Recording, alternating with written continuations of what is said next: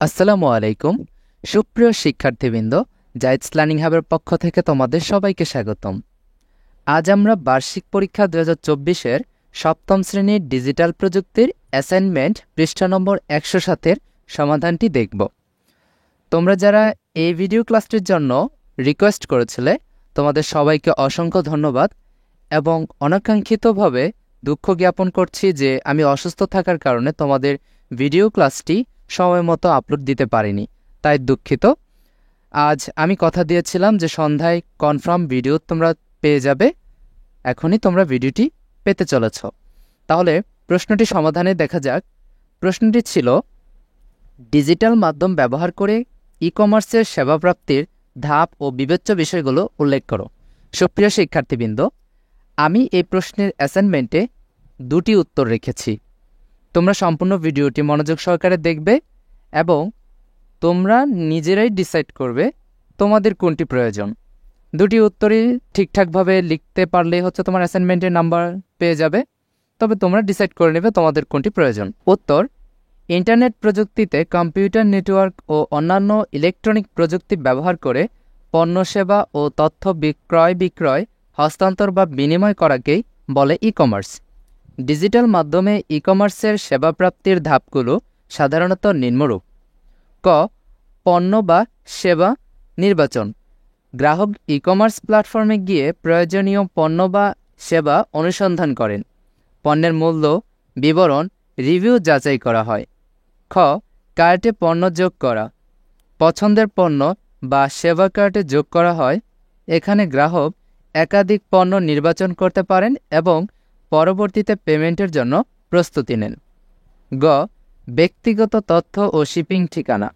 ক্রেতাকে তার নাম, ঠিকানা, ইমেল ও অন্যান্য ব্যক্তিগত তথ্য প্রদান করতে হয় যাতে তার কাছে পণ্য পাঠানো যায়। ঘ. পেমেন্ট পদ্ধতি নির্বাচন ও লেনদেন সম্পন্ন। এবার গ্রাহককে পেমেন্ট পদ্ধতি যেমন ক্রেডিট বা ডেবিট কার্ড, মোবাইল ব্যাংকিং বা ক্যাশ অন ডেলিভারি নির্বাচন করতে হয়। এরপর সে অনুযায়ী পেমেন্ট করতে হয়। ওতে আমরা বলতে পারি অর্ডার ট্র্যাকিং। অর্ডার করার পর গ্রাহক যদি ট্র্যাকিং আইডি বা লিঙ্কের মাধ্যমে অর্ডার বর্তমান অবস্থা পর্যবেক্ষণ করতে পারেন। চ. পণ্য গ্রহণ ও রিভিউ দেওয়া। পণ্য বা সেবা গ্রহণ করার পর গ্রাহক তার সন্তুষ্টি অসন্তুষ্টির ভিত্তিতে রিভিউ দিয়ে থাকেন।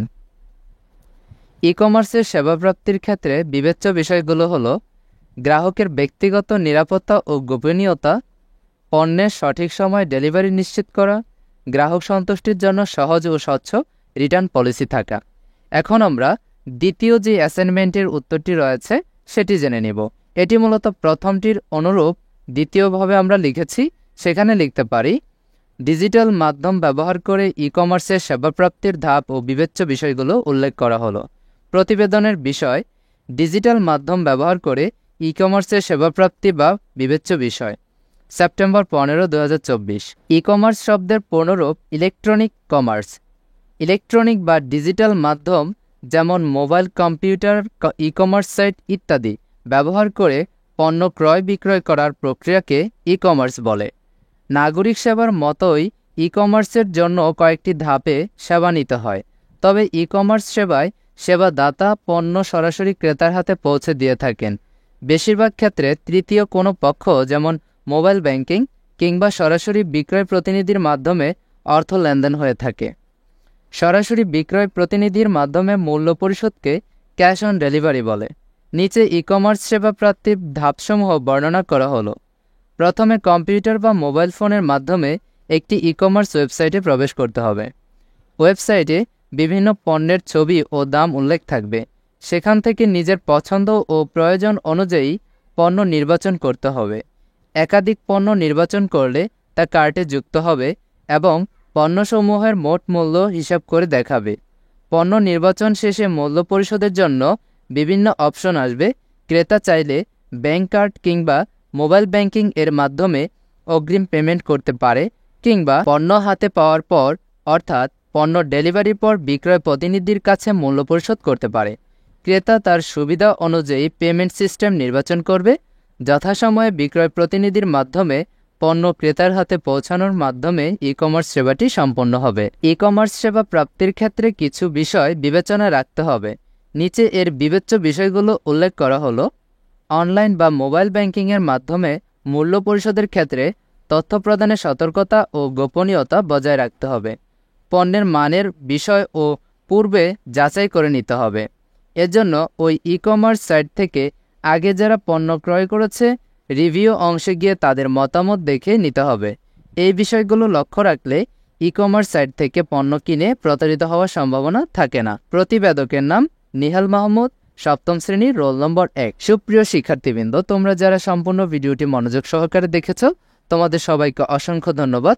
পরবর্তী কাজগুলোতে আমরা খুব শীঘ্রই ফিরে আসব।